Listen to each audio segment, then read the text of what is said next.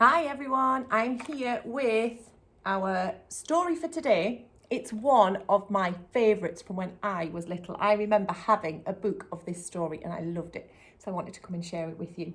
This story is The Wind in the Willows. Now this story has been around for a long time. You might even have seen a film version of it. This book is illustrated by Mauro Evangelista, and it's been retold. The words have been changed a little bit by somebody called Lesley Sims. So that's who's written this book, but there are lots and lots of other versions. Now, this story originally was much longer. This is quite a short one. And the original story was written by Kenneth Grahame. And maybe I'll have to see if I can find my long version. Maybe we could read some more of it in school. Now, this story tells us the adventures of 4 friends. We've got Badger and Toad and Ratty and Mole. So let's see what they get up to. Ratty and Mole were out for a row, just messing about on the river. With a splish and a splash, Otter's head popped up. "Hello, you two," he gurgled. "Toad is looking for you." Toad Hall stood grand and tall right on the edge of the river. Ratty rode there at once. "You're here," Toad cried. "Come for a ride in my brand new caravan." They rambled along the country lanes, talking of this and of that. This is his caravan pulled by a horse. Insects were humming and birds were chirping when, poop, poop, a sports car shot past in a cloud of smoke, sending everyone flying. "Scoundrels!" shouted Ratty. "Villains!" muttered Mole. "Pop, pop," said Toad. "Forget that boring old caravan. I'm buying a car." From that moment, Toad was hooked. Cars were all he could think about. He drove them, he dreamed about them, and he cheered when he saw a new one. So Ratty and Mole amused themselves. They played hide and seek in the wild wood, or stayed with their friend Badger. "How's Toad?" asked Badger one night over cookies and cocoa. "Still buying new cars?" "Buying them and crashing them," said Ratty.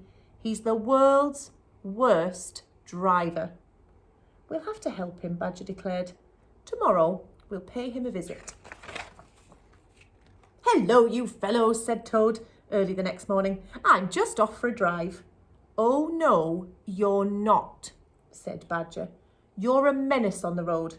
We're taking your keys and keeping you inside." "It's for your own good, Toad," added Mole.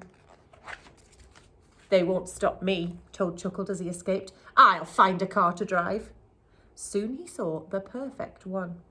As if in a dream, he clambered in and sped away. That night, Toad was in prison. "Oh, why did I steal a car?" he thought. "Oh, clever Badger. Oh, sensible Mole. Oh, foolish, foolish Toad." He hasn't made a very good choice, has he? Toad was down, but not for long. Late one night, he escaped from prison, cunningly disguised as a washerwoman.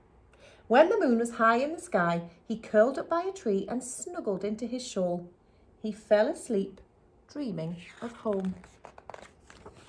But back at Toad Hall, calamity! His home had been stolen from him by stealthy stoats and wicked weasels. "Don't panic, Toad," said Mole. "Badger has a plan." And Badger did, for he knew of a secret tunnel that would take them right into Toad Hall. In the dead of night, armed with sticks and swords, they followed Badger down the secret tunnel and burst into the kitchen. "Charge!" hollered Badger. Clang, crash, smash! What a squealing and a screeching filled the air. "Take my house, would you? Take that!" shouted Toad. The stoats and the weasels were banished forever. Toad was so thrilled, he held a small party to celebrate. And he never drove another car again. The end. So, Toad got up to a bit of mischief, didn't he? He didn't make some good choices. Wasn't very sensible with the things that he was doing. But he had some really good friends who helped him. And in the end, I think he saw what was important. and he saw that it wasn't a good idea to drive cars really fast and crash them and steal them. And I think at the end, probably, they spent lots of lovely time together, enjoying being friends and doing sensible things.